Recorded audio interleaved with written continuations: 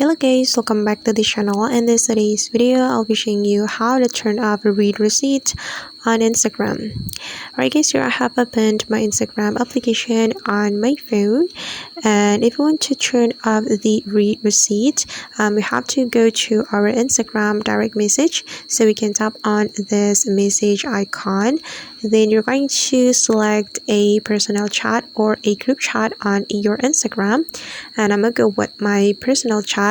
If you want to turn off the read receipt on your group chat, the step is the same with a personal chat. So I'm just going to select my personal chat, tap on the chat, then you're going to tap on the account name. If you want to turn off the read receipt on your group chat, you have to tap on the group chat name, then just tap on this account name, then you're going to tap on the privacy and safety. Okay, and simply tap on this toggle button to turn off the read receipt on your chat. Okay, now the read receipt have been turned off, and just remember that it won't be automatically turned off the read receipt on all your chat on your Instagram. So you have to turn it off one by one.